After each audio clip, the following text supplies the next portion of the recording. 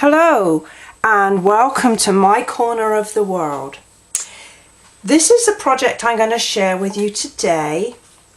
I was in a swap at convention the other week. It was a 3D treat swap, and this is the one I received, and I believe it was from Stephanie Berg, and I should like to thank her for the inspiration. But it's the cutest, neatest little box, and inside we have three candies. So I thought I would make one of my own. I'm going to a birthday dinner on Saturday evening, and I've made some for the guys and some for the girls. So this is the guy one, and then this is the girl one, and I'm going to make one of those up in this video. So we're going to start with a piece of cardstock, and this is 4 1/4 by 7 1/4, and we're going to score on the long side at 1 1/4, 2 1/4, 4 1/4, and 5 1/4, all the quarters. And then on the short side I'm going to score at 1 and 3 1/4.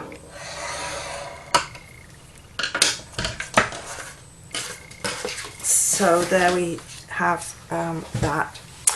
Now this is going to be the flap over bit here, and so the first thing that we're going to do is we're going to cut these two pieces out here.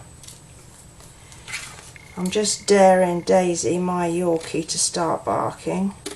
Usually she's quiet, but today she looks as though she's about to start on somebody who is walking by. Anyway, so we're going to lose those bits, and I can see I wasn't really very careful there. There we go. And then we're going to just cut these two pieces here up to the score line, and these are going to be our inside tabs, so we are just going to put a little notch in there just to help us fold it up together, and then repeat on the other side.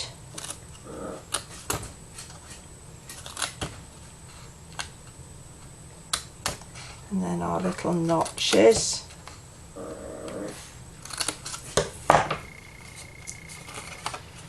Now, and then up here we're going to just use the little corner rounder just to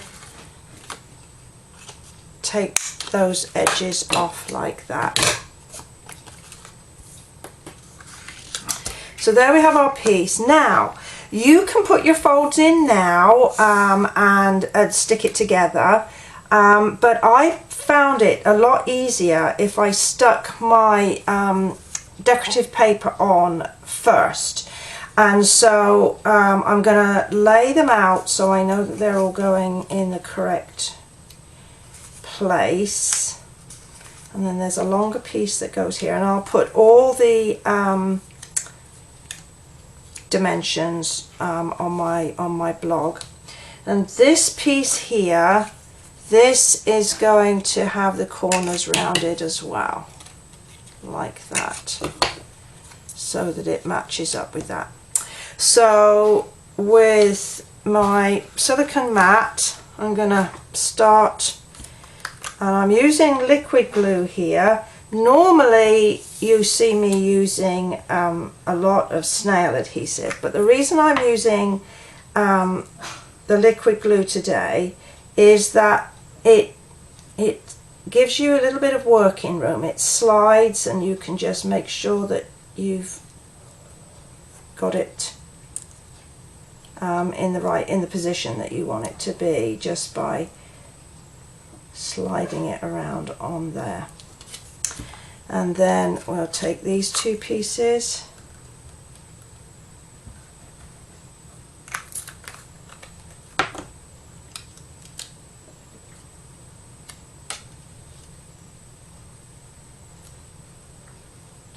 Oops, a little too much sliding around there. There we go. And then finally this bit, don't want to put it on the bottom, I need to put it on the top. Just caught myself putting it in the wrong place there. And then our final two pieces,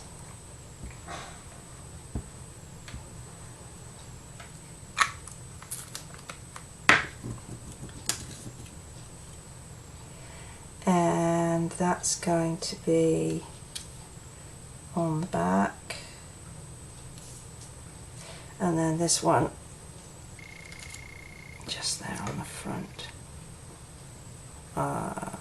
flap. Okay, so we just press that down, and I'm going to leave that to set for a moment while I explain how I did my little front pieces here.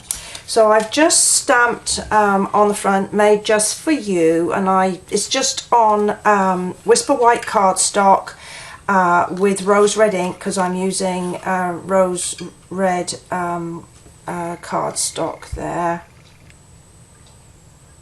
and then with the scalloped oval, and then I'm using the extra large oval with a scrap of pear pizzazz. And really all I'm doing is just picking out the colours from the designer series paper. Now a little bit of snail adhesive like that, and layer that on, and then some dimensionals. Now because the little flap is tucking down behind there, we're going to just put the dimensionals at around the base, like that. There, and so that piece is ready. Then we have our flower, and I'm using the Petite Petals punch here with some Dazzling Diamonds glimmer paper, and that's just flown off. Right, well, we'll punch a second one and I'll be ready to catch it this time. There we go. And then a little scrap of the rose red, and then this is the flower from the Itty Bitty Accent punch pack, and that's those. And then with my pad and the back of a piercing tool, I'm just going to cup those, and with a dimensional, not a dimensional, a glue dot on the back of that one, then onto that one, and then I'm just going to put a tiny, or just a small rhinestone in the middle to finish that one off. So there we have our two embellishments. So I'm hoping now that the adhesive has set a little bit on here. Yep, that's not too bad. And then I'm going to work my folds with my bone folder. So good crisp folds.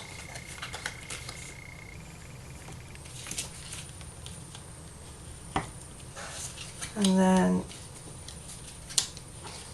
the side ones.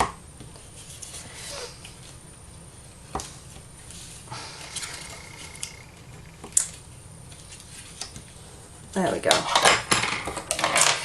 Now to stick the box together, I'm going to use fast fuse. You can use adhesive tape, but for speed I'm using my fast fuse. So we're going on what appears to be the outside of the box. We're going to put some fast fuse on the two little tabs. Okay, and then we're going to flip it over, and then on these pieces we're going to put some here. Now if you use your silicone mat, you're not going to get into trouble with this getting caught on your work surface. It's just going to come clean off. So we're going to just assemble the box like that. I'm doing the back first.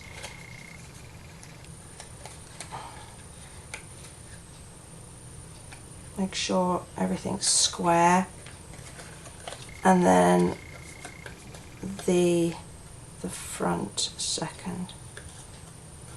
And just press it down firmly and line up again.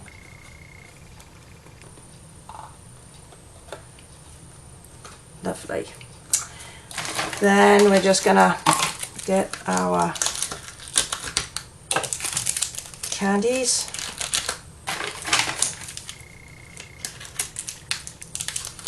Pop them in there. Take 3 of these squares quite comfortably, and then fold this down. We're gonna then take the backing off your sentiment there and lay it so that it is sort of even both sides and a bit of a gap here, and so that should still be able to pull out nice and easily. And then a final glue dot on the back of my flower.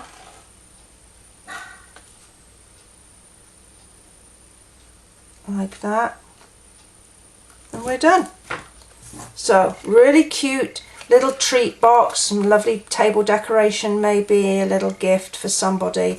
Well, I hope you enjoyed this one, and I'd like to thank once again the lady who gave me the inspiration, and I hope you'll have a chance to do this project. All the supplies are available on my website, which will appear at the end of this video. Please go take a look. I'm sure there's things that you'd love to have, and I'll look forward to seeing you next time. Bye for now.